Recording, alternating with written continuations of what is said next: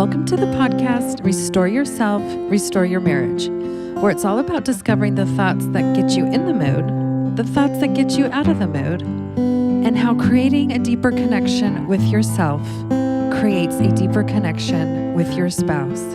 I'm your coach, Shelly Anderson, coaching you through life, love, and intimacy.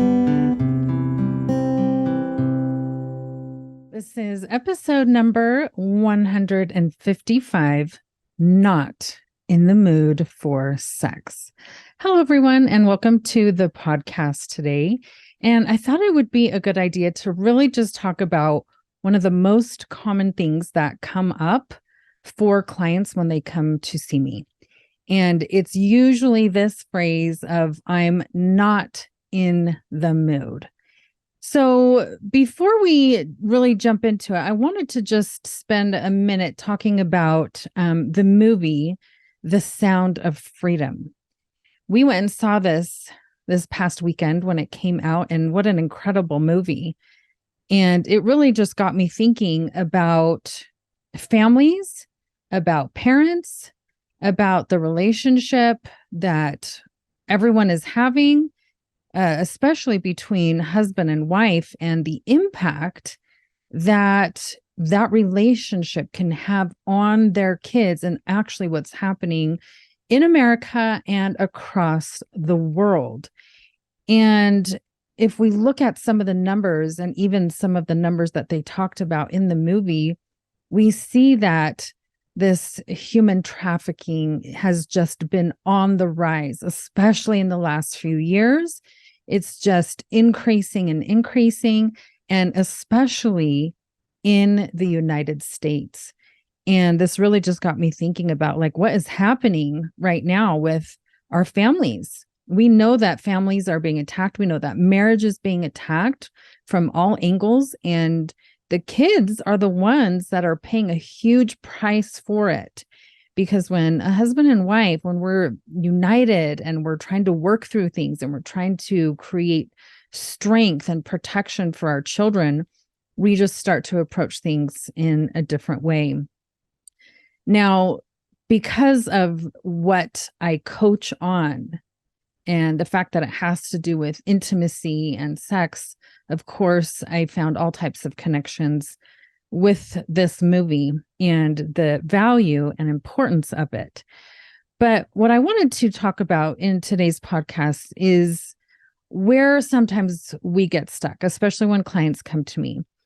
And the problem that I really see the most often is that clients usually only define things for themselves in the terms of, I'm not in the mood, or this was happening and then I was out of the mood.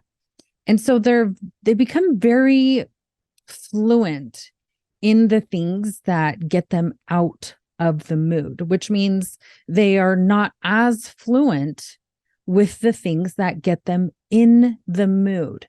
It's almost as if it's a language that they have never learned. And then what ends up happening is, because they are only fluent in the language of what gets them out of the mood, they spend most of their time thinking about those things, or they notice them more easily, more quickly. And then there is really no time or little time left and little energy left to learn a new language of what actually gets them in the mood, the igniters, the things that spark a desire within themselves that feels natural and not fabricated. Along with this comes this idea that the husbands are horrible people and they're monsters, because they are in tune with their own sexual desire and they want to have it. And they are in the mood more than their wives usually. And what often ends up happening is that when we start thinking that our husband is this sex monster, that's how we start to view them. And even the normal things that they would do, we start to view as something abnormal or wrong or not good. And maybe they might even become those things because we keep thinking those things and we start to treat them in a way that corresponds with how we actually think and view them. And so I want to make sure that we are aware that these processes are taking place with most of my clients. And so if you have been listening to this podcast, it could be that you maybe are falling into some of these traps. And so what do we do when this is happening? What's the solution? Well, the solution would be that we need to discover what actually gets us in the mood. We need to develop our fluency in this language. I've said this before in podcasts that sometimes when I ask a client, or most of the times, okay, tell me some things that actually get you in the mood.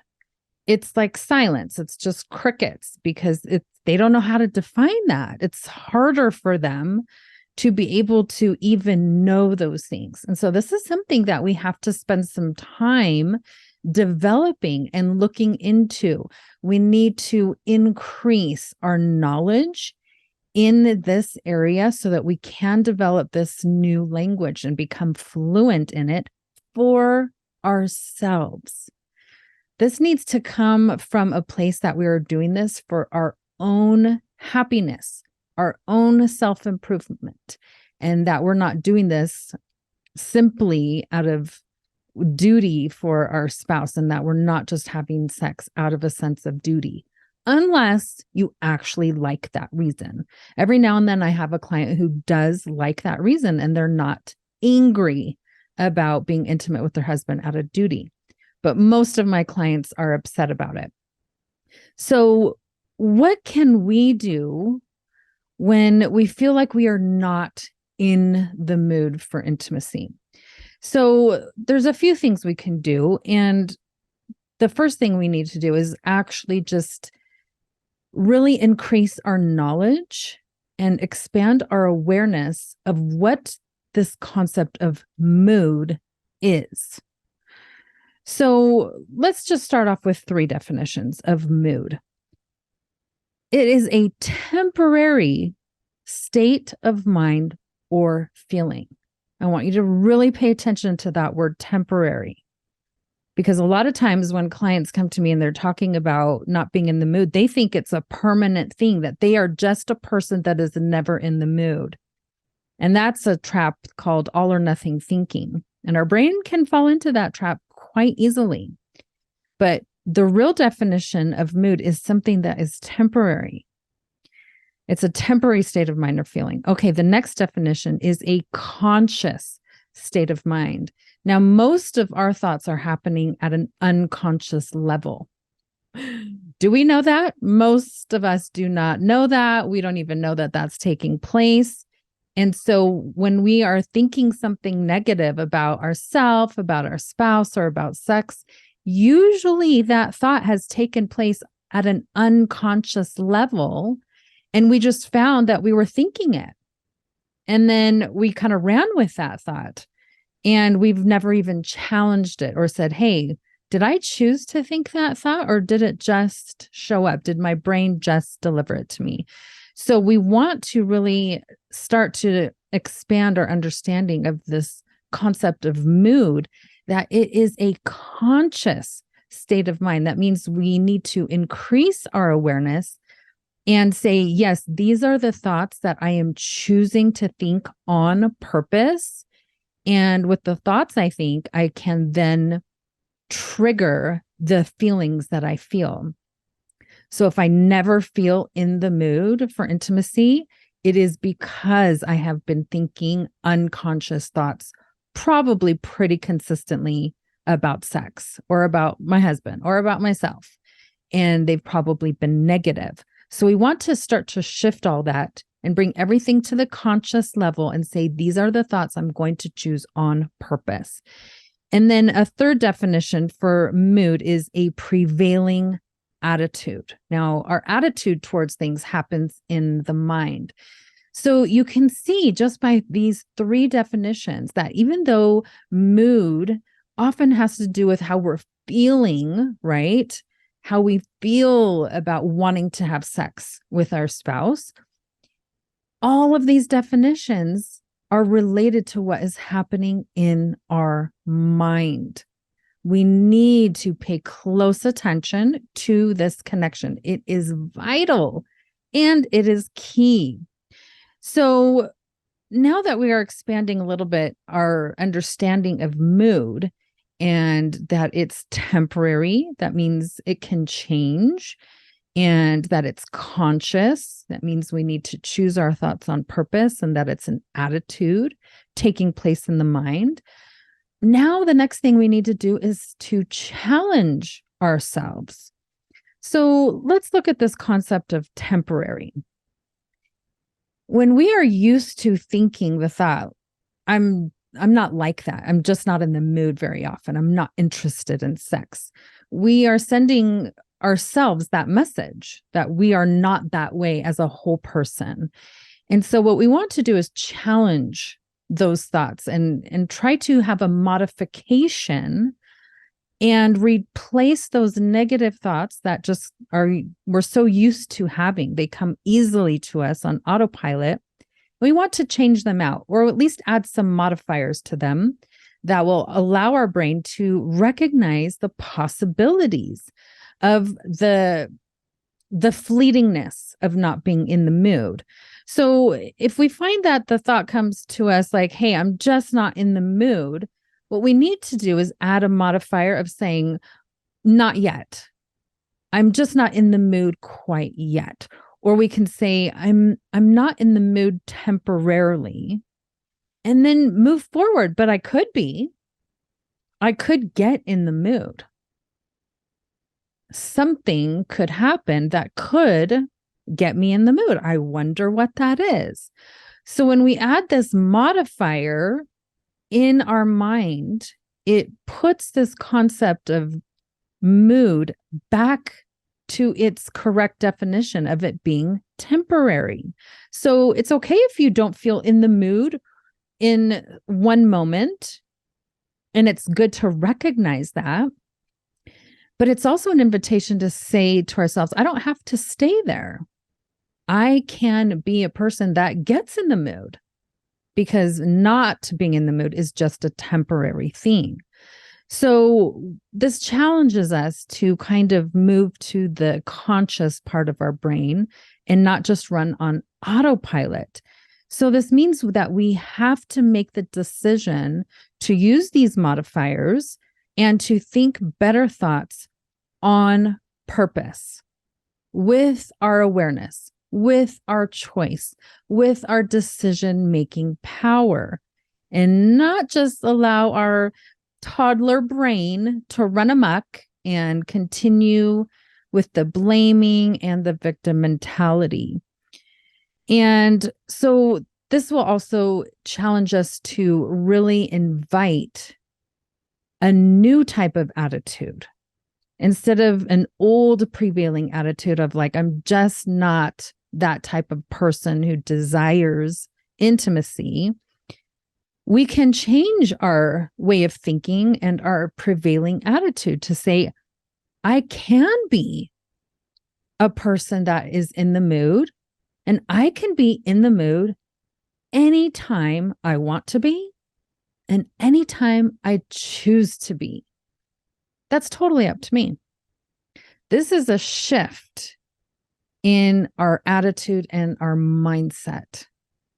And so we really need to challenge ourselves when those old thoughts come forward and really try to make that shift and try this new prevailing attitude of what is possible and what you can be, what you can feel, what you can shift into, because not being in the mood is just a temporary thing. So we need to really start to question, if it's temporary, what would take us out of that state of not being in the mood and shift over to being in the mood? Now, this invites us to look at 3 other definitions of the word mood. It is a receptive state of mind predisposing to an action.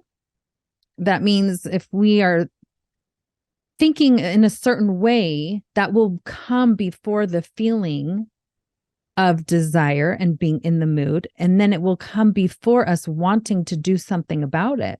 So again, it reverts back to how we are thinking and what is going on in our mind. It is also defined as a distinctive atmosphere or context. Now, I just love this when I'm working with the concept of intimacy and being in the mood. We need to look at what is happening around us, our atmosphere, the context of what is taking place and how we interpret it, the significance we give to it, the meaningfulness we give to the things that are happening around us.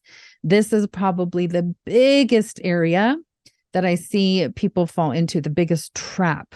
They see something happening and they make it mean something negative about themselves. They give it a negative meaning, and then they realize they're not in the mood.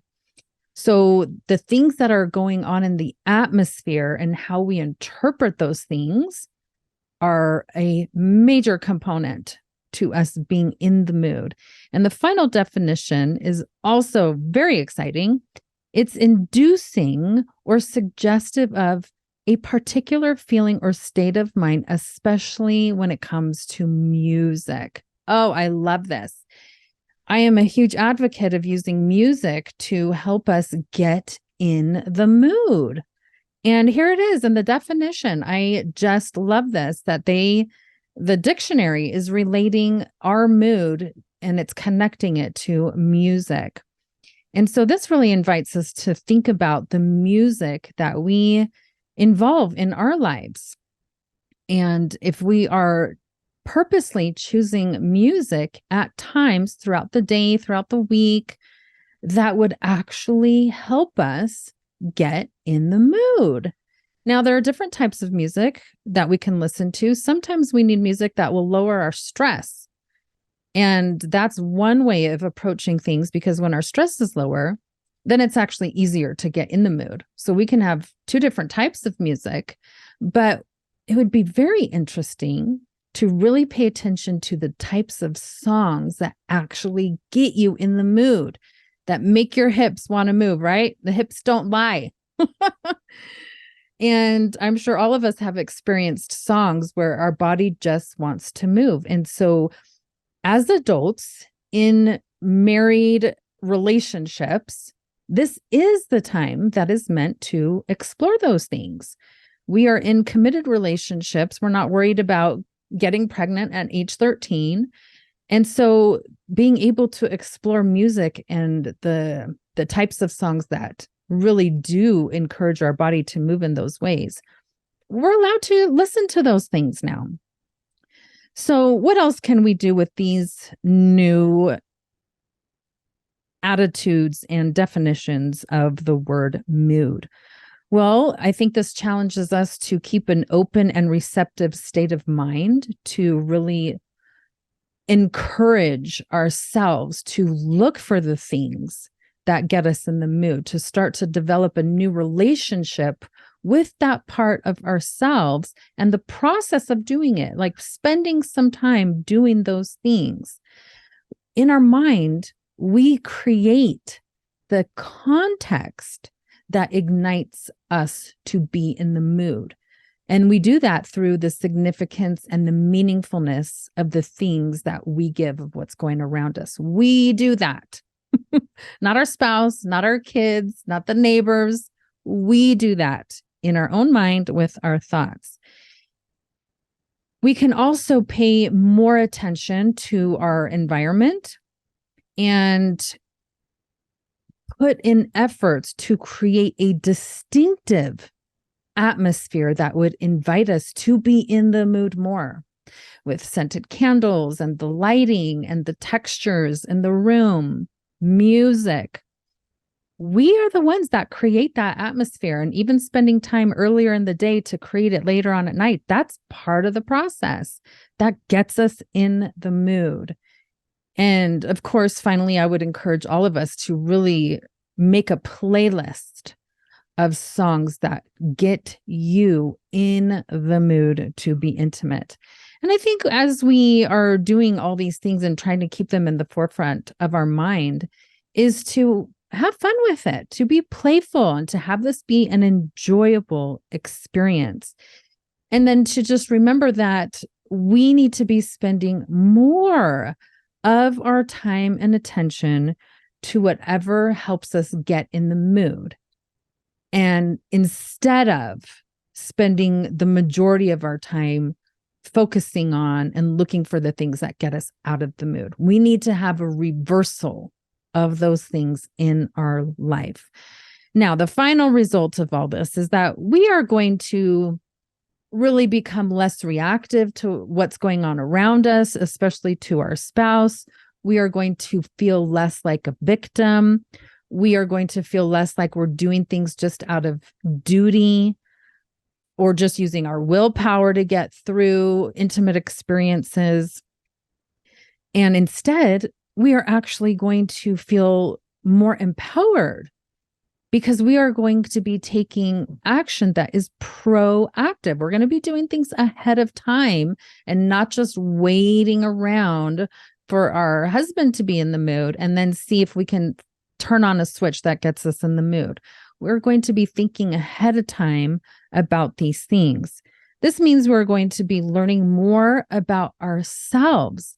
This is a process of self-discovery, which means we are going to be feeling better about that than just doing things in the service of other people.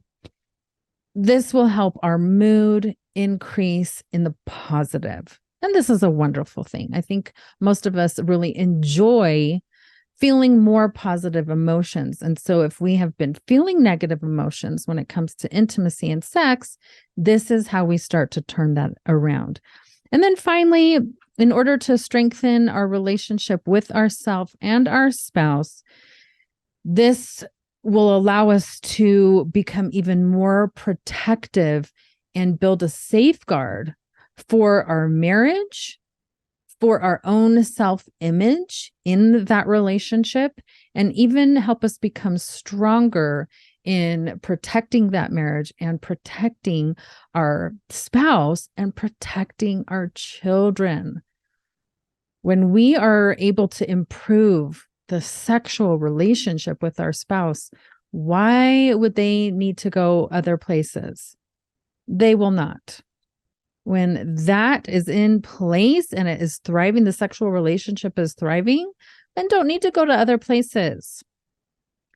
And so this can be a really good way for us to be the protective mama bears of our children, to fortify our family. So I hope this next week you will be able to think about these things and put them into place, because remember, the more that you restore this type of intimacy with yourself, the more you restore it with your spouse. Thank you so much for listening today, and I hope you will join me again next week.